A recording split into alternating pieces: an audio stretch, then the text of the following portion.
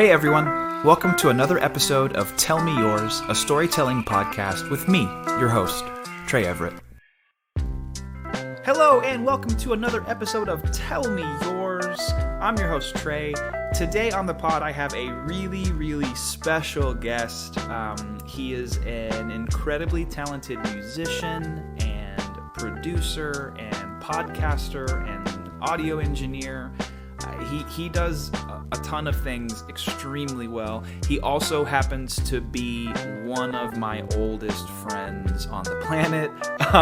Andrew Dalton is on the pod today, and I'm so happy he chose to tell the story he chose to tell, because as I tell him at the end, it was just really fun to relive a lot of these memories. So please, without further ado, welcome to the pod, Andrew Dalton.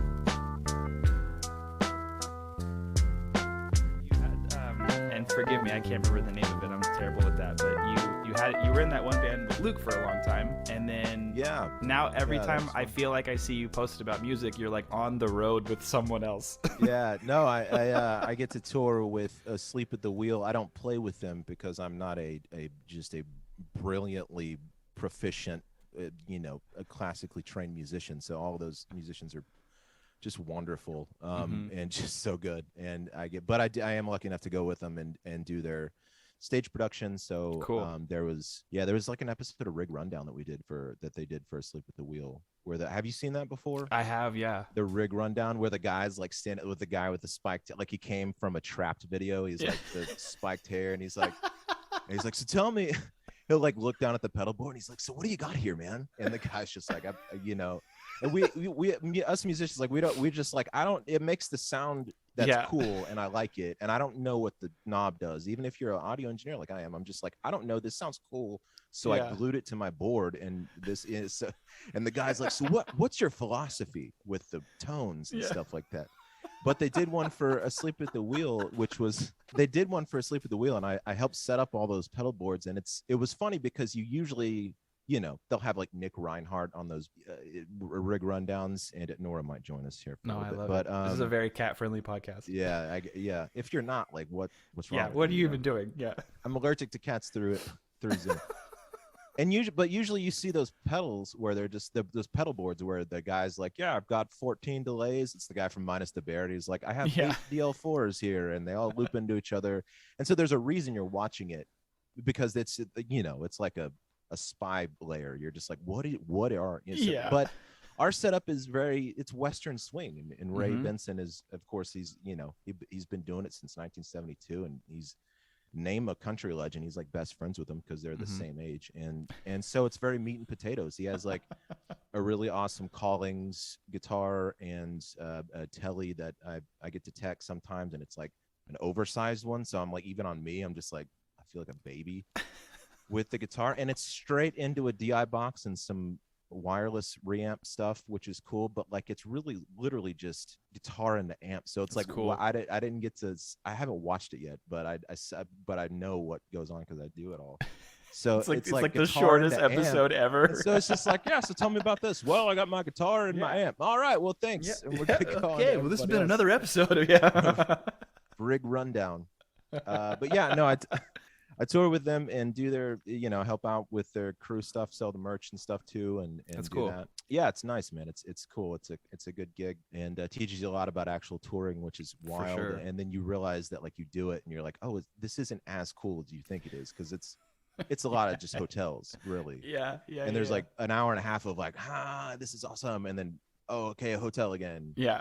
And so, so it's like wildly fun and also very monotonous at this. I mean, you have experience with music and acting too. I always laugh like when I talk to anyone about like going on tour as a band, because when you say that, people immediately think that you're like playing stadiums and you're flying private jets and stuff, and I was like, no. One time we literally got paid $40, so we spent it on Taco Bell and ate it in the hotel room, and that was our Tuesday. Like there's like nothing glamorous about that. Dad's like, you got groupies? I'm like, no, I don't. No, absolutely not. Like like we barely talk to each other. After a week, we hate each other. No, no, it's not like that. But oh my God, that's funny though. Because Yeah, sometimes it's like that. Yeah, sometimes it is. Sometimes it is.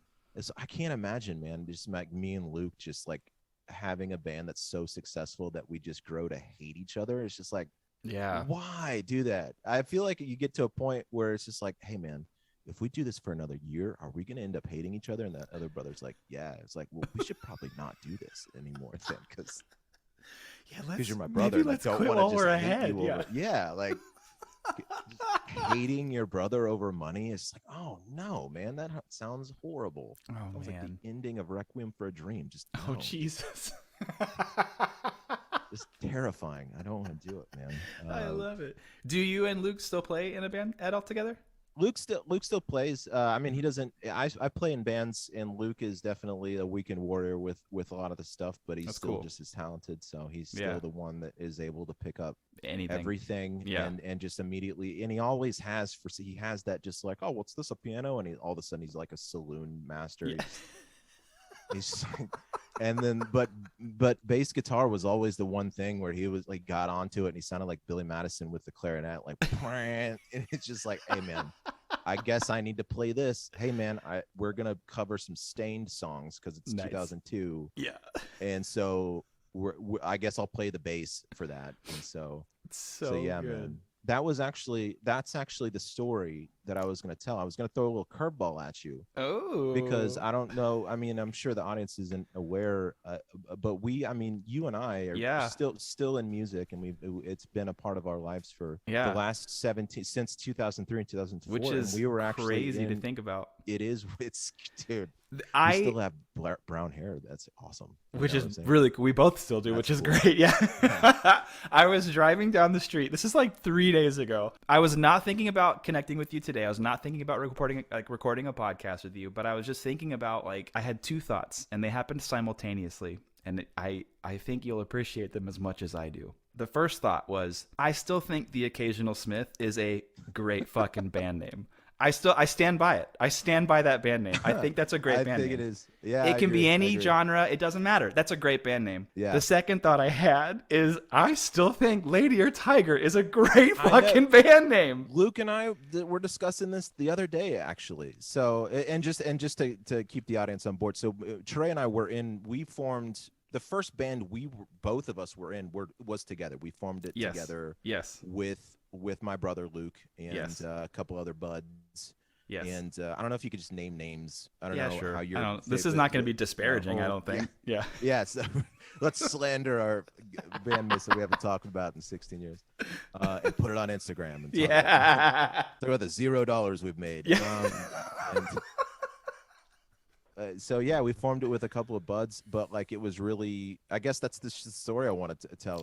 Perfect. Like I want you to tell it with me. We could both. No, I love it. I love it.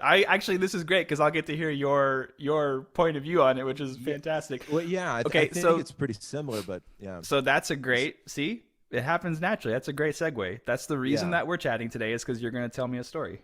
Yeah, and Nora's apparently going to edit. And Nora is going to edit. Yeah, it's great. Stand there and just hate me for not giving her her food bowl's full, and she still hates me. So I love it so much. But yeah, so at the Occasionals, that was like, so we went through some names, right? So we started out, it was your garage, first of all. It was, my mom's garage. We had your mom's garage. We lived down the street, about 5 blocks, really just biking distance, but we still always drove for whatever reason, and we were just lazy. Just get off your asses, kids. But we didn't. We drove because I got to listen to that 30 seconds of that song from The Used. And exactly. Before we got to the garage, I guess, or like, man, if I drive over to Trey's house in 5 blocks, I can get 2 breakdowns in. And so chug, and then get. So we lived blocks away from each other, and had that handy little gas station in between, so we could stock up on our Monster Energy drinks and whatnot, and we just started kind of getting together, right? I think the first time we all jammed was actually at the Pasadena Memorial practice choir practice room, which I still have pictures. I don't know if I do too. I don't know if you do show notes, you could link those out. We could probably link those to some place. No. I would, and it's just so funny looking back and Oh my on those, gosh. because we had no idea, like Yeah. no idea what we were doing, and I barely knew how to play bass. I was just like, this note makes a sound, and I like Mm-hmm. thrice, so like I Yeah. guess we'll hey, you like thrice and I like thrice. That's enough. Let's form a Yep. band. Let's And do so it. Yeah.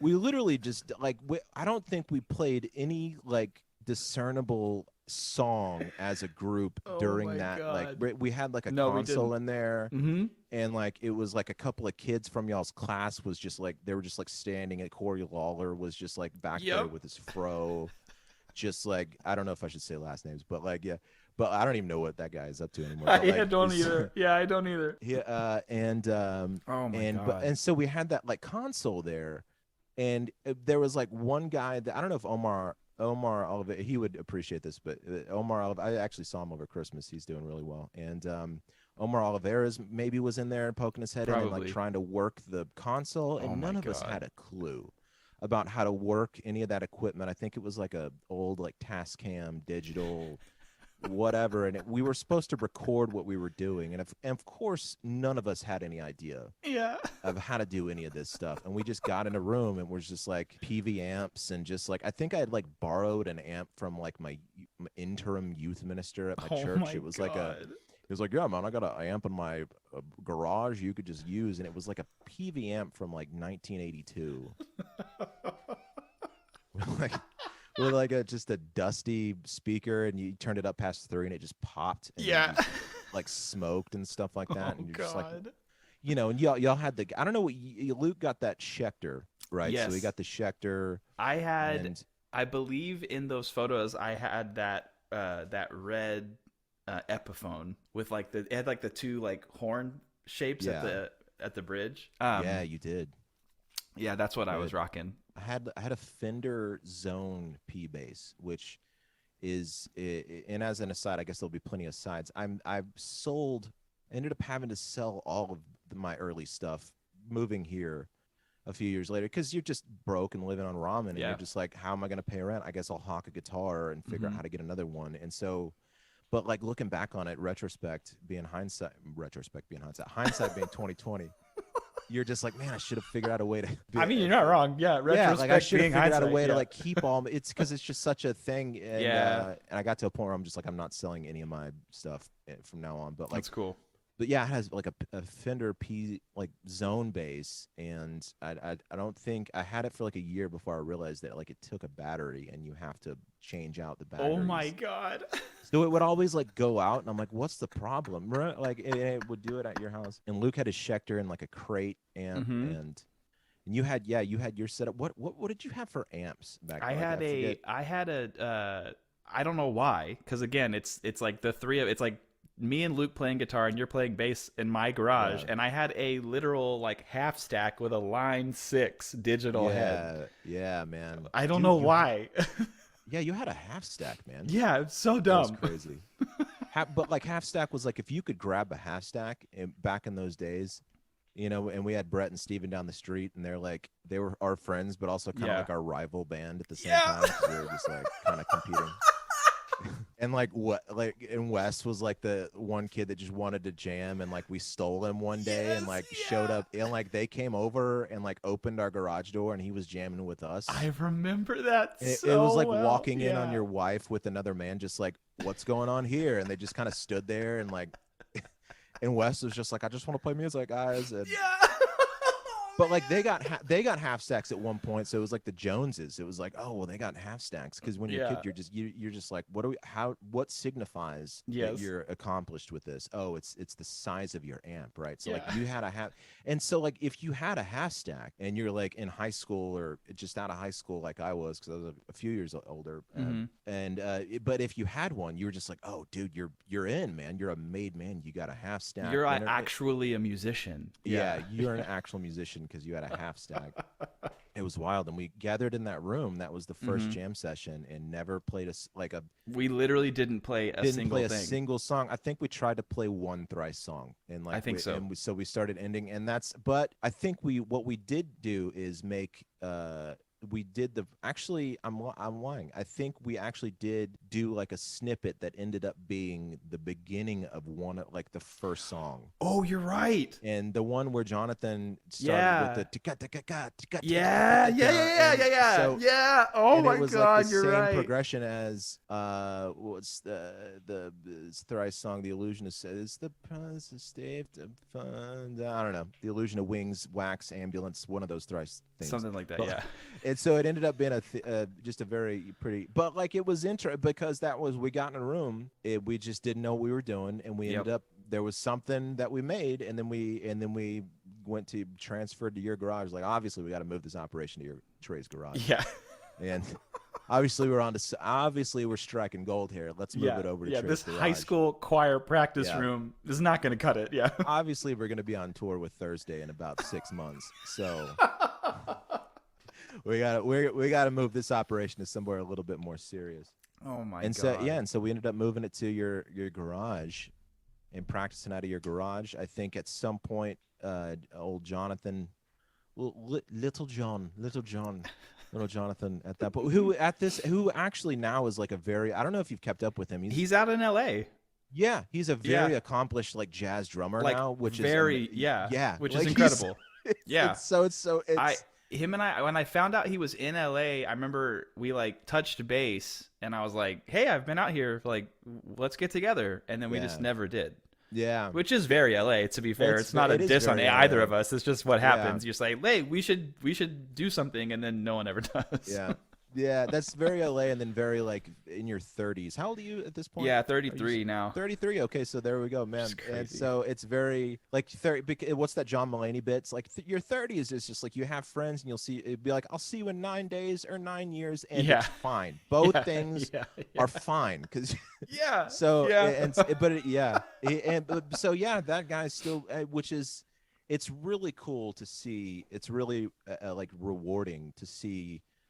Friends that you connected with through that early on, and then see them again, and they're still doing it and not giving it up, and not even in terms of commercial success, but they still never put it down and kept on kind of chugging along with it. Yeah, even if they're just making music in their bed. Which Jonathan, I think he's like a session drummer now. He's like the drummer from That Thing You Do, where he's just like. Everybody invites him to play. I haven't checked out his stuff in a long time, but the last time I did, funny. I was like, oh wow, he's still doing it, man. That's awesome. And so he bowed out at some point. I think his parents were like, you're not allowed to do that. Yeah. So we were like, oh well, we need a drummer. And I think but this was pre-Craigslist. We're talking early 2004, right? So this is pre-Craigslist, mid-aughts, which is important to lay the context, right? Because we're all kids. The mid-aughts. We were all kids, in the mid-aughts were like that time where like internet had hit. We had Napster, we had Kazaa, we had streaming services that brought you these songs for free with horrible fidelity, just the worst fidelity. You would listen to these entire albums, and it sounded like they were just coated in polyurethane, like, and just because they were just compressed to shit, and so but like that was the only way to stream, and so in some ways, like the mid-aughts, that record deal striking dream was still kind of there. Like you're still kind of like you and I especially, like I would come over to your house and we would have the guy from Drive Thru like on Richard from Drive Thru Records. He was just on AIM. We would just chat with him. And he would be like, and we'd send him our just horrible songs, and like, which I don't know, they weren't that bad for like what we were doing. I mean, yes, I completely agree. They really aren't that bad for what we were doing. For what we were doing, they weren't like. We didn't have to, dude. We were like, hey, let's play in drop C, and none of us had a tuner pedal, and so for that reason, and what that was, they weren't that bad, right? No, so, like, absolutely. They weren't that bad. Absolutely. But they weren't like, they weren't like Newfound Glory or, whoever they were signing at the time. I think you were really into the early November, and me and Luke were into, Luke was just kind of into whatever I was into because he was like the little brother. And so I'd just be like, listen to this. And he'd be like, yes. Yeah. And so, so it was like hardcore, and also but like also like a Perfect Circle and stuff like that was they were really big at that time, and Tool and stuff like that before they were kind of a parody of them. Actually, they're still good. What am I talking about? Yeah. But yeah, they're incredible. What am I? Yeah, what are you gonna parody do? Themselves? How hipster can I be? And I get what like, you're saying though. Yeah, I get the essence of what you're saying. Yeah, they've just been around. I guess if you've seen them around for a while, you're just like, oh, this is still. But like, we were into that stuff and trying to make these things work, and we would send him those songs like over AIM, and he'd be like, he was just sitting there in his office, just rolling his eyes, like, cool guys, all right, thanks, because like he knew that like every kid. Because he just gave his AIM address out. He just gave it out. He was a weird, like a deeply weird man. Yeah. A deeply strange man. Yeah. Well, a lot of that's a dichotomy too, right? Like a lot. It's a lot of people that do really spectacular stuff. Also, they didn't ever put that time into adjust themselves. Yes. Yeah. Into existing with other people. And so you have that weird kind of thing. So I don't know, man. But like, you just had his AIM address, so we'd be like, Richard is online. So hey, man, let's send him. So let's go back to the timeline. So we got a new drummer, right? Yes. Do you remember how we found him? So it was pre-Craigslist. I was kind of laying the context. It was 2004, pre-Craigslist, and so there was a site called HoustonBands.net, right? Yes. It was Houston. HoustonBands.net, and it was looked, if you're picturing a website from 2004 and you say HoustonBands.net and it's a band website, picture it and it's exactly what you think it is. It looked exactly like what you think it was. Oh man. And so just musicians would get on and be like, and they're all our experience level, but you wrote the messages as if you were just like the next big thing, like melodic post-hardcore, looking for drummer, and let's get together, let's jam, let's see what we can do. We're super pro, and so our one guitarist has a half stack, and so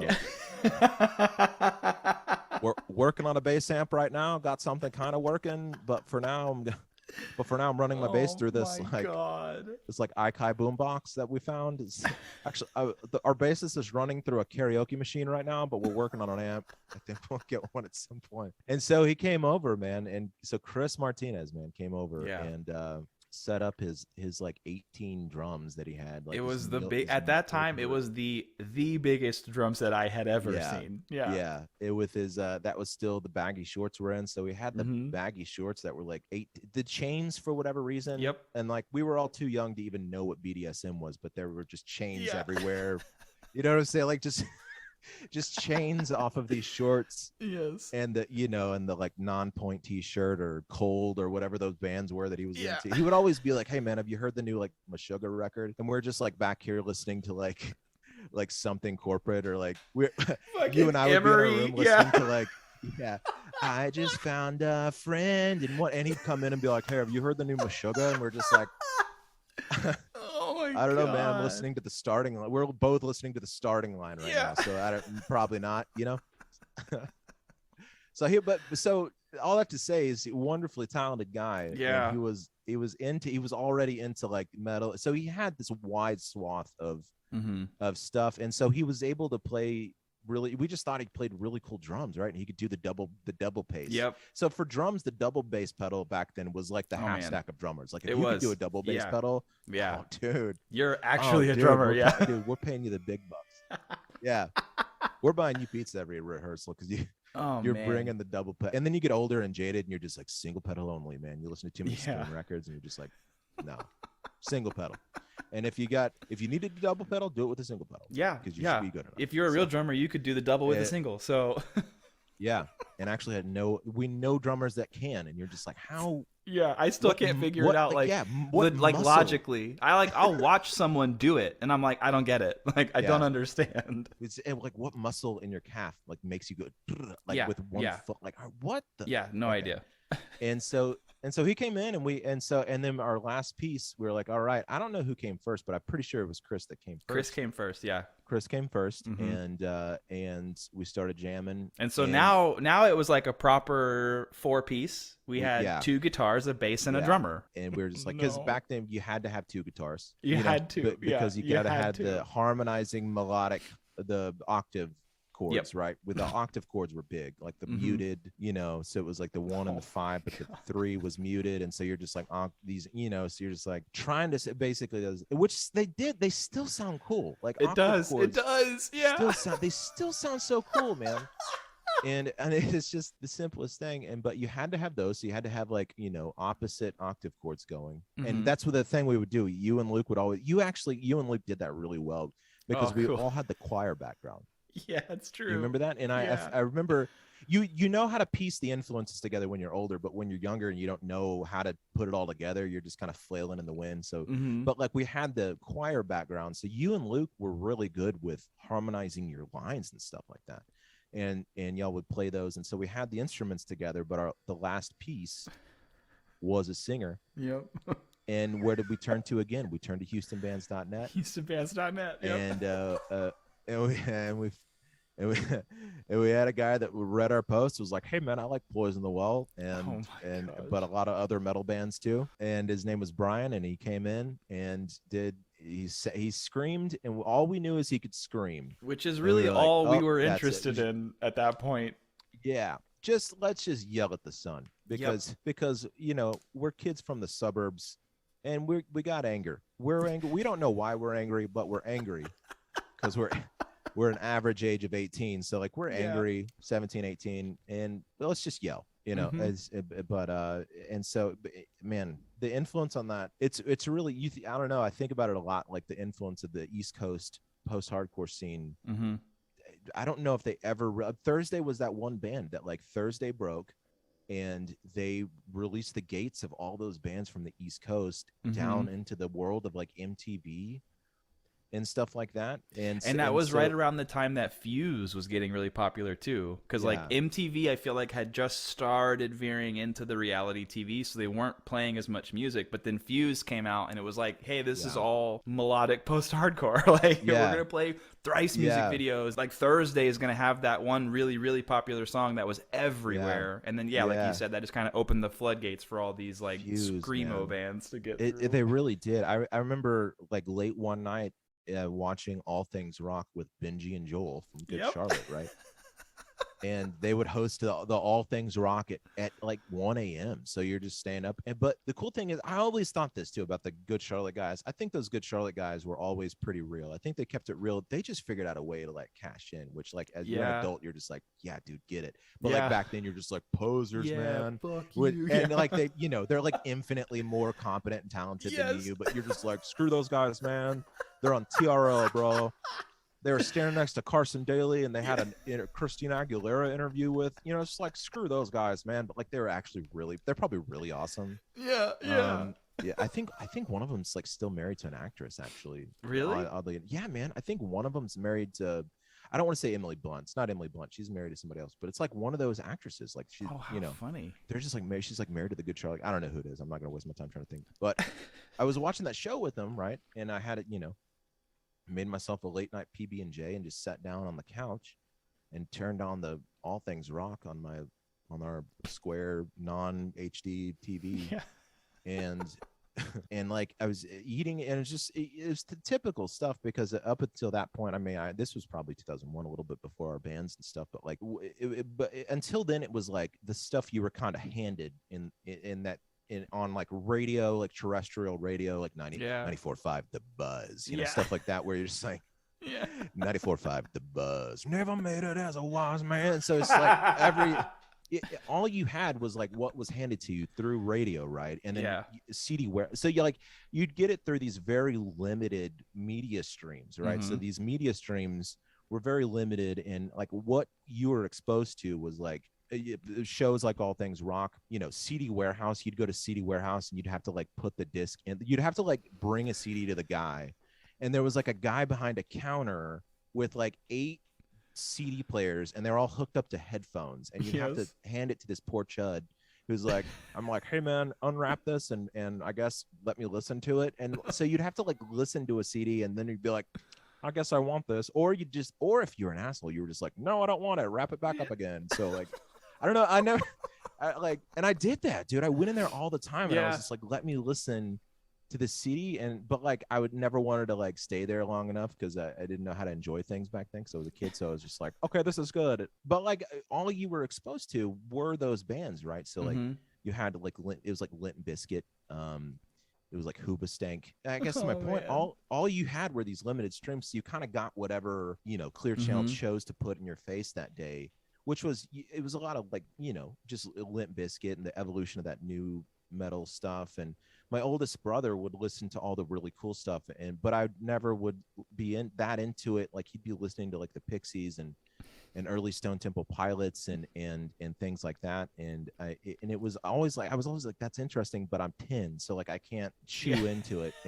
But until later on in life, I was like, oh, these are okay. You were listening to all the cool stuff. So my exposure to that was really there, but the self-motivated dive into the more honest stuff was really when Thursday broke. And it wasn't until I was watching that episode of All Things Rock that one night with my PB&J, sitting there on the couch, and the video for Cross Out the Ice came on, and Benji and Joel were like, these guys are awesome, watching it. And then that came on, and then like once it hit that Till We Die breakdown, and then I was just like, oh, like it was like the Tim and Eric, like just the thing where it's just like, oh, you can be like really honest with music and like talk about things other than like nookie and breaking stuff and and you could talk about these real things. They just hit a chord, and they were, because it, and it was just like how AC/DC would do the same thing, where they would hit one chord, and you're just like, oh, like what is that? And so it was the first band, and I think that was the impact they had for a lot of kids like us who were in the suburbs, who were kind of limited to how we got our music until that New York and New Jersey East Coast hardcore scene found its way to leak into all these suburbs and the rest of the United States. And so it hit us at it cut to us in 2004, and we're just like, we need to just scream, man. We need to just scream and get it out. So of course we brought Brian over, who no vetting process back then for us back then.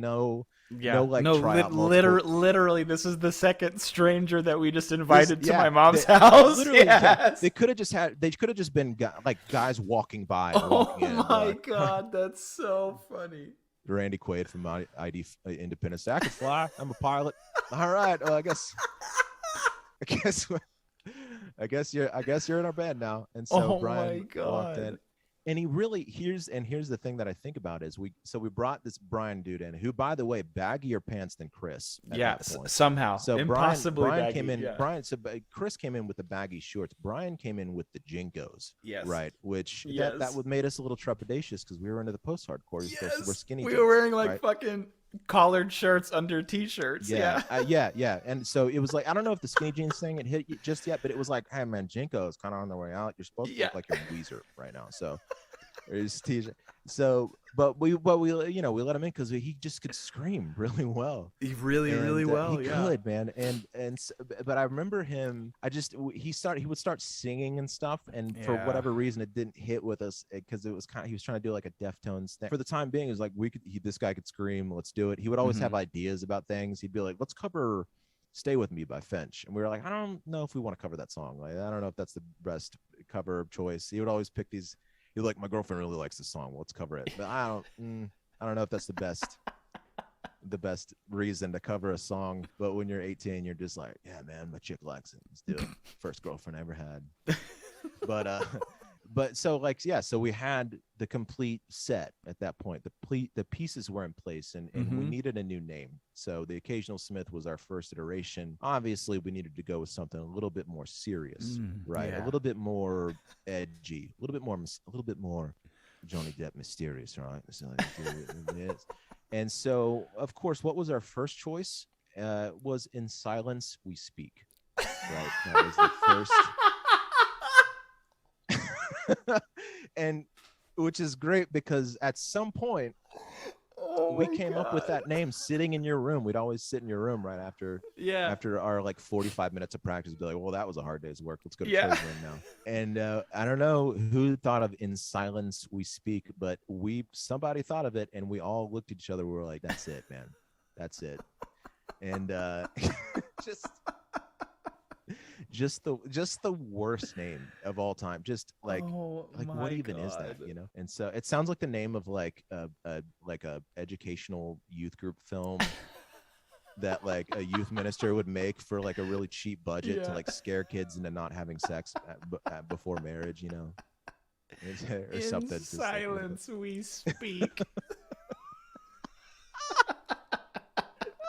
silence we speak. And we had so we I don't so before that, so before we played our first gig we changed it. Mm-hmm.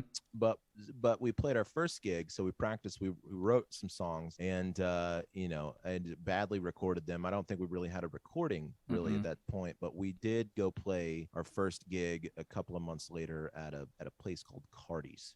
Remember that? So Cardi's, and I was wearing an old Every Time I Die shirt. It's a little too small for me because I was underestimating my love handles at the time. Putting away the Red Baron pizzas, and but we went to Cardi's and we played that gig, right? And it was like Wes came, I think Chris Wise came, and a couple of other people. For whatever reason, I was calling Wes Connie. That was like my nickname for Wes, was Connie. I completely forgot about that. Yeah, and I think it's because he had a sister named Connie, and he looked just like her, which was so bully. You know, like, why did I do that? But like, I just called him Connie, just joking with him. So like, we've got that recording somewhere deep. There's a recording of the Cardi's show. There's a recording where I'm like, hey Connie, come to the floor. Come up to the floor, because he was like sitting by one of those tables. But Cardi's, for anybody who may not know, Cardi's was like a legitimately like really kick-ass venue that had been around I don't know if you ever deep dove into the history of that place. But they were around for a really long time. Look it up sometime, man, because Cardi's, it was over, I remember it being like down off of 59 in Houston, kind of like where the Summit was, the Compaq Center.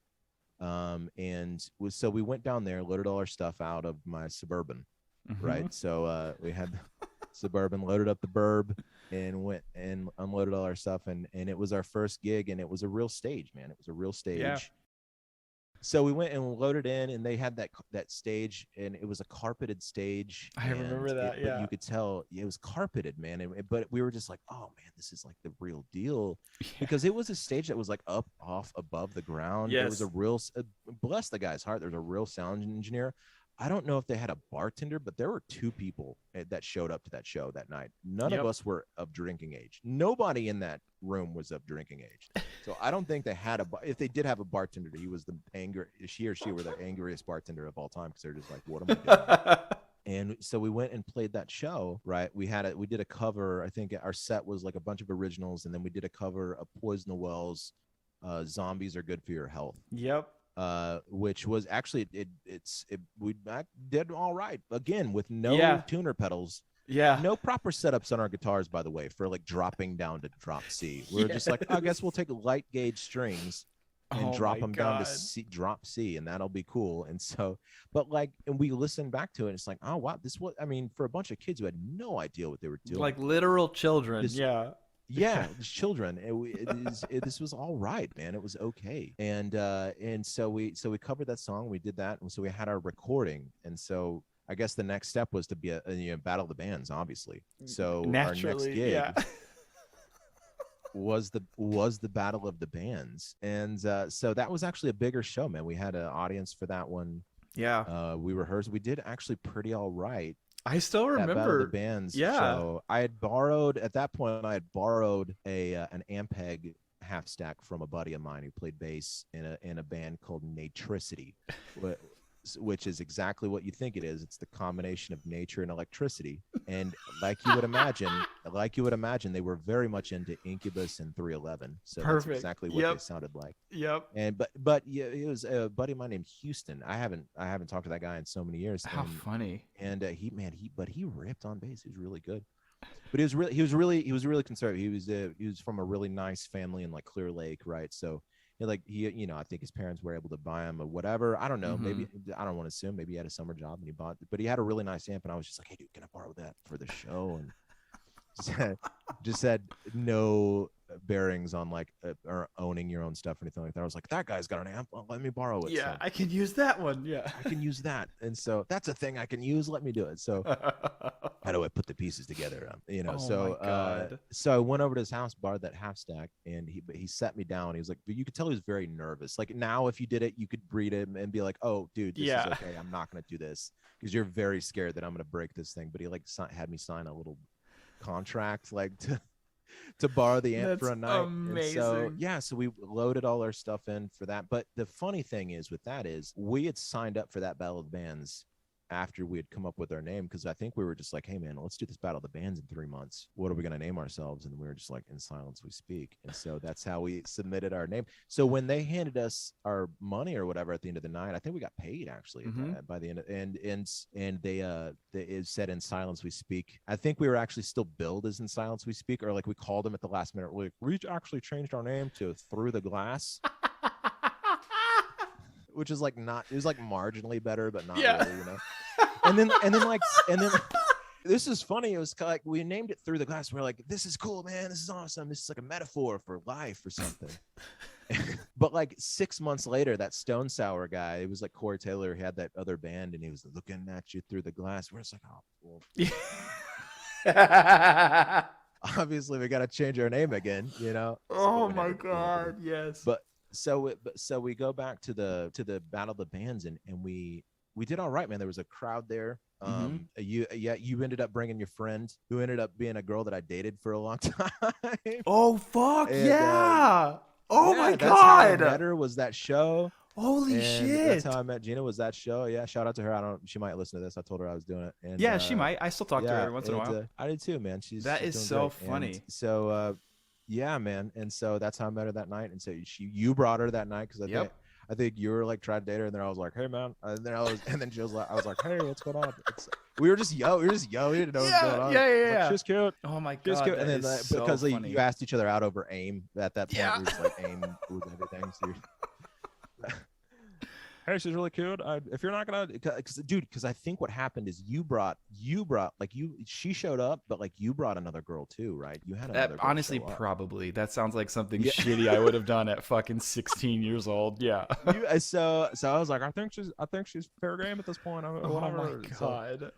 But anyway, there were a lot of people there. My parents showed up. My mom showed up. To that show, and bless her heart, she came, and my brother, my family showed up, and everybody came out to the support, and it was really sweet, man. That we had family and stuff come out, and we did really well. And I remember my mom walking up to it. That was back too, because I will never forget the smell of that place, because that was still when you could smoke in bars, right? Yep. So we walked in, and man, I remember us walking into the front for something, and that smell is so distinctive, like alcohol and like it's like booze, it's like damp cigarettes. And like cleaner, because you clean a bar every night, you have to clean it really well. And so that combination is like a high school cafeteria almost, where you're just like, you smell it and you're never going to forget so it. Distinct. Yeah. But this was the engine room, wasn't it? It was the engine room. Yeah. Down there next to the Toyota because Center. The engine room at the time, like, that was the venue that the bands that we loved, when they came to Houston, they played the engine room. They did, man. They played the engine room. And so we were knocking on heaven's door at that point. We were just like, we're months away from the big time. It's time to up the game, right? So we had that Battle of the Bands, and man, that smell just will never leave me. But like, we did the Battle of the Bands, and I think we ended up doing pretty good. I have the recording of that somewhere. I either have that one or the second one we did with our other singer. We'll get into that in a minute. But I don't know what. Yeah, man. I don't know if we recorded that one, actually. I think someone has it on videotape. Man, we did all right, but there was another band there from Dallas, and they were like these older dudes. They were like the No Vacancy of our Battle of the Bands, right? They're like School of Rock, like No Vacancy, like, this is our guitarist, Spider. And right, they were though, right? Like They they were the absolutely no were. vacancy of like. Did you Yeah. watch School? Do you remember watching I School just Rock? recently watched it like 3 weeks And it ago. was so like that Battle of the Bands was so much like the Battle of the Bands Yes. we did. Yeah. Except I don't know if they did Oh the my weird ticket scam God, because like that is back then you so did because funny. dude that was such a scam as so Bernie Madoff where like they would like have you just like sell tickets for like a really inflated price and you had to sell like a certain number before you got paid or something like that. It was a weird deal they did with these Battle of the Bands, but we were all just like, what? Engine Room, let's do it. This other band, like we ended up like outing or not outing, but like we ended up outdoing this other band. Like they were these older dudes and like we brought the big crowd because like we weren't from Dallas, so like we had our crowd and we were like more of a they were like super butt rock. Do you remember that? But it was it was back when butt rock that was like super the popular thing. then. Yeah, man. The post grunge. It was all the stuff that the 94.5 The Buzz still plays. They still play it now. It's like every time I go back in town to visit family or whatever, like I will flip it over, man. Right when I get into their range, I'm like, "What's on the Buzz?" And it's still just like, "Memories are just where you leave them."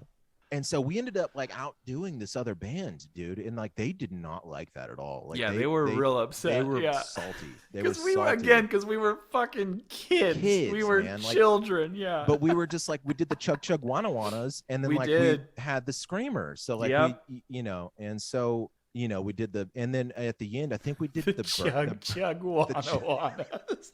The Chug Chug Wana Wanas. And it's exactly what it is. Yeah. The Chuggy McWan Wans. And so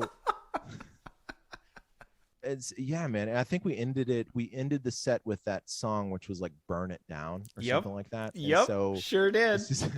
Brian would just be burn it down. And they would like keep screaming it a cappella, like, and then at some and so I don't know who started the wana, and it was either you or Luke. Yeah, it was one of us. Did the wana, and then we would come in with the thing that didn't make any sense, which Chris would just be like wana. So you'd be like wana, wana, and then he'd be like guts, and like. So like did totally not truncated to the rhythm of the song. But he was like, this sounds cool, so we'll do this. Yeah. And so we all kind of stumbled into the rest of the song. Oh my God. And so we had that, but like at the end we would like do I don't know which song. It may have been that song, and it may have been the Notice Me song where it was like we had like an extended outro that everybody was just like went nuts over. Like the intro, like we brought it down. See, like we had the like things, like we had the loose entropy of like how do you put on a show? We were just kids, man. So we like, but it's such a cool thing about just getting into a room and trying stuff, man. Yeah. And I'll get into this later, but like there's value in that. There's value in not knowing what you're doing. Yeah. And just flailing it and just being like not uncomfortable, but comfortable in that unknown space of just like, I don't know what I'm doing. Absolutely. But we didn't have any of that philosophy bullshit down. We just knew that we wanted to do it. And so we tore it down. We burned it down, rather. We burned it down. Yeah, we did. Burnt it down, dude. With the end of that song. And we got off stage. We were just like, are we rock stars now? Like, what's going on? Like, and I was just back there like, I don't know. I need another Monster Energy drink. So dude, back then I would just chug Monster Energy drinks before the show, as if that was like a good way to like do any of that. Like no water, nothing. I was just like, who's got the Monster Energy drink? Clog, and just like crush monsters. And so we'd always go to like Denny's or something afterwards, and I'd just be like face down on the table, just like crashed out from the monsters that I drank. Just like, yeah, man. And then we closed it out, and we did our stuff, and then we walked off. We're just like, I guess we're rock stars now. And and then like we were loading out, and I remember the van, because like that band that would play that Battle of the Bands was around for a while. They were pulling out of that parking lot. Remember, they had the parking lot on the side, so you would load in through that ramp on the side that went to the stage, and they were pulling out because they had an actual van, right? We were like loading into our Suburban, like like partying. We're just like, we won the Battle of the Bands. Where's the record deal? It was just like, I guess Epitaph's gonna be knocking on our door any day now. Screw Drive Through Records, man. We're going straight to Capitol Records, dude. We won our Battle of the Bands that our mom went to, and so yeah. and so we were loading out, and like the guy like one of them like chunked a beer bottle at us. Do you remember that? I Like do one remember of them that. like chunked an empty beer bottle at us and like shattered at our feet. We're like, whoa, like, Yeah, I remember hey that. guys, hey man, it's so serious, like Yeah. why so serious, Yeah.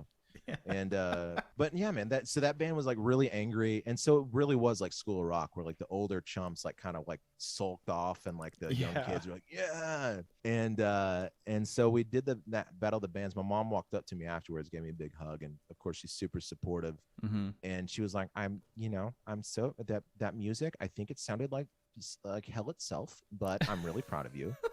You know what I'm saying? Yeah. Because like it's so of course, Yeah.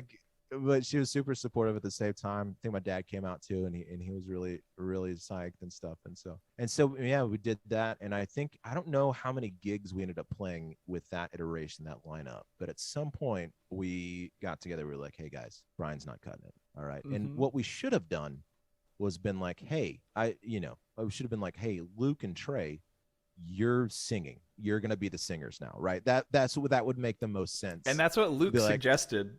yeah. And, Yeah, I remember and that. for whatever reason, I think I may have been the driving force behind this. I was just like, no, we just gotta fire Brian.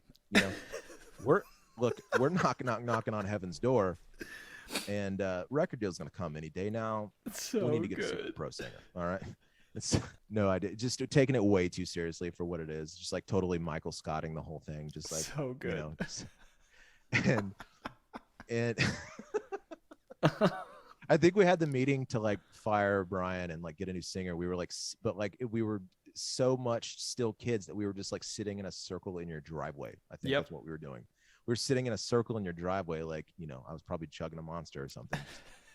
And just like, well, what are we gonna do now? It's like the real world or something. We're like, well, we have to have a meeting. Let's talk about this. What are our options? But we should have been like, Luke, you're gonna sing. Brian, you scream. You're the screamer. Yeah, that's cool. It's scream. We'll Atreyu this shit, man. It'll be Atreyu. We'll scream. I got a pink tie. It'll work. So I got a black shirt. I got a black button up. I got a pink tie. I got a white studded belt. I got a Dickies watch. Okay. Trey's got a Blood Brothers shirt over a white button up. We'll be fine. Yeah. We'll be fine. It's cool. All right. We got the Chuck Taylors. We all got Chuck Taylors. We're good. Yep. Chris doesn't, because he's got the shorts that come down to his ankles. His shorts are down to his ankles, but they're still technically shorts somehow. Don't know how this is working. So I think I don't know how we broke the news to Brian. I don't know if it was over AIM. We probably did something super dumb and childish because we were kids and we didn't know how to like properly sever ties with people, and or in a professional sense, and in any way remotely. So I think we like aimed him one day. We were like, hey man, you're out. Sorry. And we again, the first person we got to try out for us, I don't know how I met him. I think I might have met this guy through a girl I went to church with at the time, which was also just blocks away, right? So I went to a church there, and she was the one girl at this church who was like into the same. She was like, I was like, hey, do you listen to Trapped? And she's like, yeah. I was like, oh, I listen to Trapped too. Let's do this, And so you hear that new Crossfade song? Yeah, I did too. 94.5 The Buzz. Looking back at me, I can see that I never really got it right. Oh my god. Maybe in a different light, I could see you stand on her own. Okay, you can't sing anymore. I can't afford it. You gotta do the rights. So like she was dating this one dude named Nick, and I remember Nick just having this aura of like he was like 25, right? He was a little older than us. So we were like 19. Y'all were 15, 16, 17.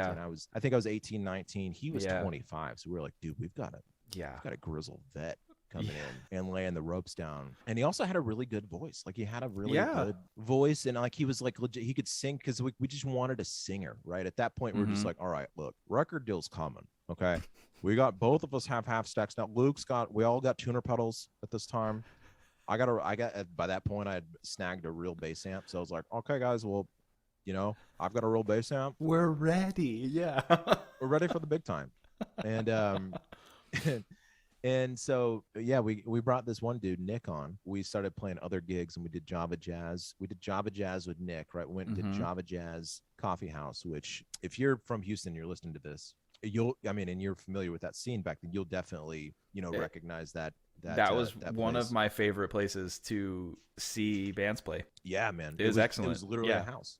Yeah, it was awesome. Literally house. I actually remember that show too. I do. Oh yeah, man. I Yeah. definitely remember that show. That she was by that point she was my girlfriend. That she came out to the show and her parents came to. I think her mom came too. Yeah. She was like I was a little old. I was like 3 years older than those. I was probably too old, but like I was 19, so I was like, yeah, you were it was all like still that kids. Yeah. gray areas. I was I was still a kid till I was 29. Oh, for sure. Yeah, for sure. Like just a lot of life lessons yet to be learned. Yeah. So I still do things, and I'm like, why did I do that? I still don't know how to do. I still don't know what I'm doing with myself. Yeah. But you just are better at not knowing what you're doing. Yeah. Exactly. Yeah. Exactly. You just know how to balance your checkbook when you're in your 30s. That's all. That's all the difference. You just know how to balance. It's man. I think she came out and a lot of there was a few by that point we were playing with some hardcore bands that were like really like serious hardcore bands, and you knew they were serious because the bassist in the band would have the 810 refrigerator for Java Jazz, which is like the size of this bedroom. Literally the size of this apartment. Yeah. But he had the 810 refrigerator stack. They were all dressed like they were in 18 Visions. Yeah. And hey, are you 18 Visions recording the video Tower of Snakes? Are you? So that's a deep hardcore post-hardcore ref there, but they're throwing the deep hardcore refs tonight. Oh my god, man! I'm sorry if you got to edit any of this down because we're going off. No, it's gonna be great. I'm so excited. So okay, cool. So because if you're editing, there's a lot's not making it though. Yeah.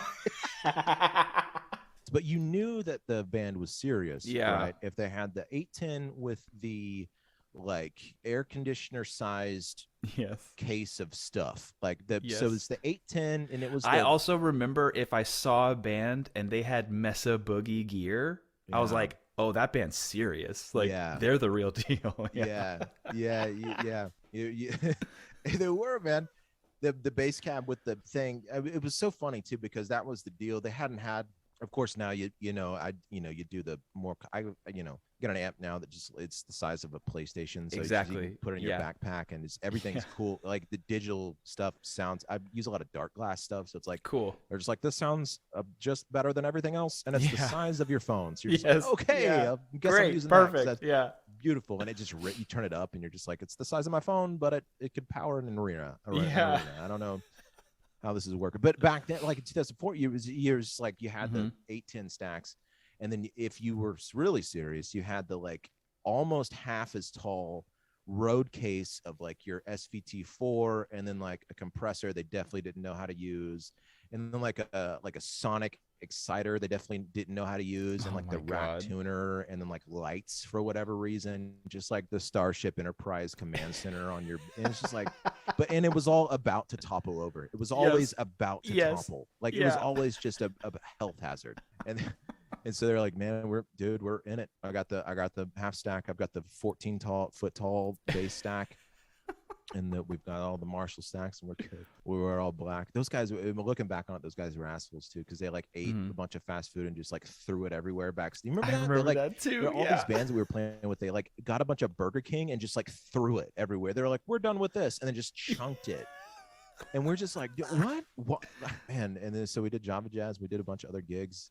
We kind of briefly turned into like a tool. That's when we took more of a turn towards toolish stuff. But because we were so young, we had that brief period with Nick. And then one day we were just like, you know what? Let's just be in an instrumental band. Because that's when we were just like, we discovered like Hella and like our friends by the end of tonight with this like instrumental indie scene was kind of blossoming. And we were just like, and Fall of Troy was really big. And all these bands that were like super intricate and musically inclined. And I think that's kind of where we dove off the post-hardcore thing, and we're kind of more into like, that's when the collared shirts under the t-shirts really started to hit. That's when it really started. Yeah. It was like we just got into the nerdy instrumental. I don't remember how I got introduced to it, but I vividly remember I got really into Explosions in the Sky, and I was like, this band is everything. Yeah.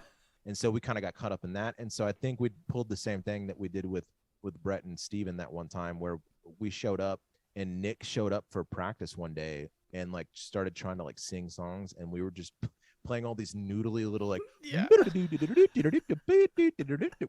just like stuff that just sounded like a compute, like a dial-up modem. Just like they were just like, this is what we want to do now. We were just like, Yeah.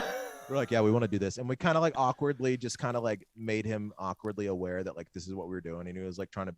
We were like, he was like, we're up there. I was like, and then I think it was like, this isn't working. So yeah, and then that's when we started the Lady or Tiger. Did the recording. Yep. On the old 8-track, and again barely knew what we were doing. We knew what we were doing a little bit more. Because I think that's when I sort of transitioned to playing drums. Yeah, you did. You started playing drums in that band, and basically you just took glass jaw beats and then like put them over. Yeah, absolutely. Yeah. You're like, how does this beat sound? So you're like, hey man, that's Moo Empire from Glassjaw. And then also we'd be like, I'm like, yeah, but does it sound cool? Yeah, because we pulled a Dumb and Dumber. We were like, hey man, that's Moo Empire and Glassjaw, but it's gonna work. Let's do it. So okay. Do you remember? Because when we were that, and I also for some reason the name Reign of Capulet comes to mind as well. Yeah, man. I think that was another one before Lady or Tiger, maybe. Yeah. It was me on drums, Andrew. Yeah, you were playing bass. Luke was playing guitar. Yeah. Was Wes playing guitar with us as well? I think Did so. we have that fourth? Yeah. He was our fourth, and he was playing guitar? It was me, you, Luke, and Wes. Yeah. Yeah. That's all it was. And we just kind of noodled. Yeah, literally. And yeah, just noodled. We just got together and noodled. Just did a bunch of noodles, like an Italian restaurant, and just noodled it up. And just nudes, you know. And yeah, man, that was our era. We did a lot of things after that. I think shortly thereafter, I joined the Guns of Will Sonic. That was the band I joined. Which I still think about. I still think about that band. That was a good band, man. You know, really something I think about like more than I would like to admit is I think I went and saw you guys play a show in Houston, and the guy who played guitar was doing a sound check, and he was doing his check, and he did his like vocal check, and this is so stupid, but I still think about it to this day when he would just go check, check, check, Slovak. Yeah.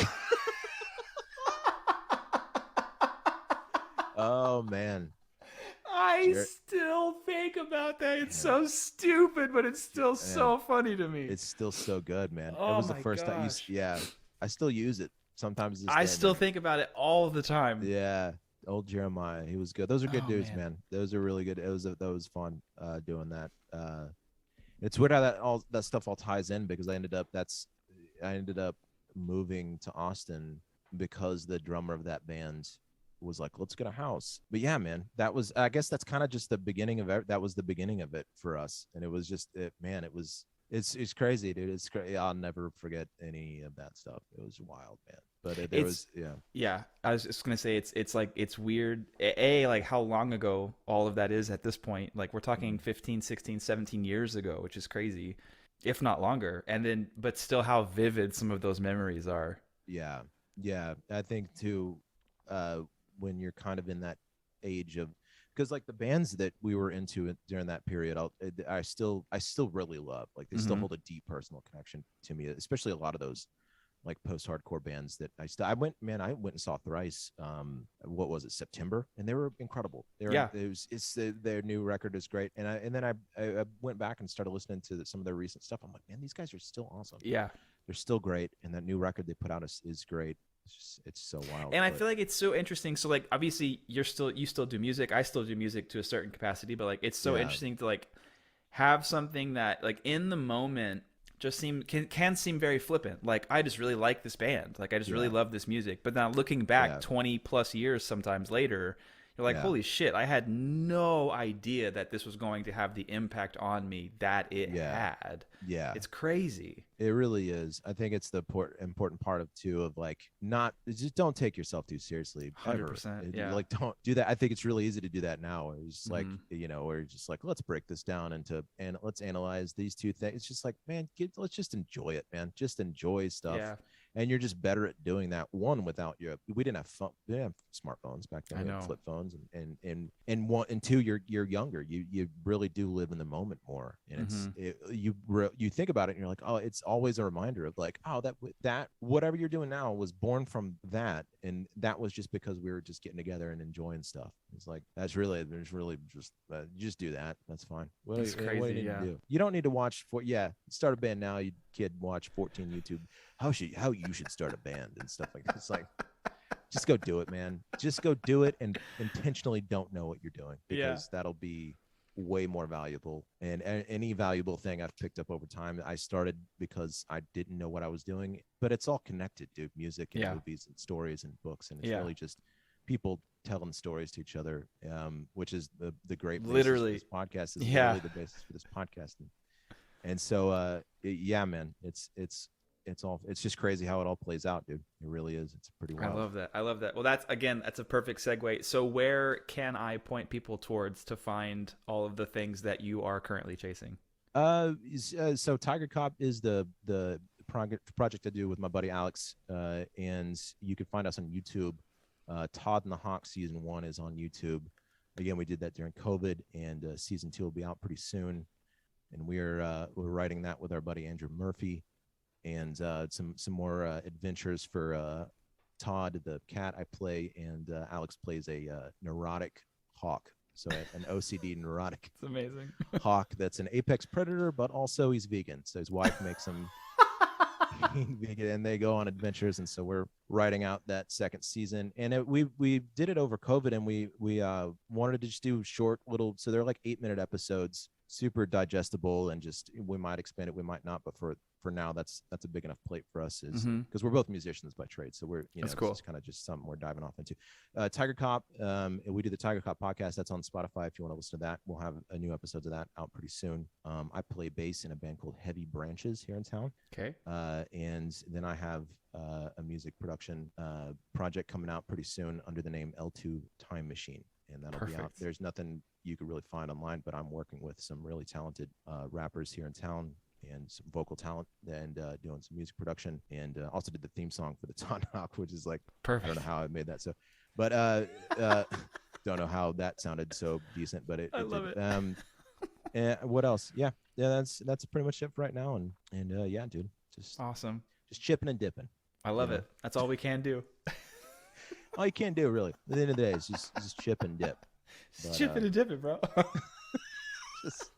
What does that even mean? Doesn't mean anything. But at the same time, you know exactly what it means. Yeah. You're like, yeah, I get it. Just gotta chip it and dip it, I guess.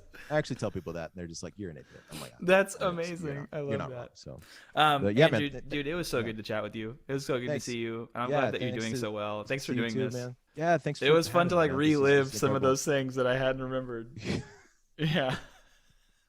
In Silence We Speak, now on 94.5 The Buzz. God, I love it. Don't say anything else. That was perfect. I love it, man. Well, thank you again. Yeah, dude. Congratulations on the book again, and this podcast. This is like legitimately a great idea. Like, thanks, man. I appreciate it. Along with your book and stuff like that. So I appreciate it, man. Yeah, man. I'll all right, brother. Hit me up if you need links to anything. I can send it to you. Okay, cool. Yeah, I appreciate that too. But yeah, man, good luck on the season 2. I'm excited for that to come out. I love it. All right, brother. I'll talk to you soon, man. Bye. See ya. Thank you so much for listening to today's episode. Thank you, Andrew, for taking me down memory lane. In Silence We Speak. That's such a terrible band name. If you want to follow along with Andrew and all of the creative things he is currently chasing, you can follow him on Instagram at Andrew Dalton with an extra N at the end. Be sure to check out Todd and the Hawk, his animated series over on YouTube. And then also check out his podcast, Tiger Cop Podcast. It's on Spotify. I'll throw some links in the show notes. If you want some extra time with Andrew, head over to patreon.com/tellmeyours. You'll get our full unedited interview, or I guess not interview, but I guess our full unedited chat with video there on the Patreon. Andrew, like I said, is one of my oldest friends, and we chatted for almost 2 hours. It was just so great to relive some of these really hilarious memories.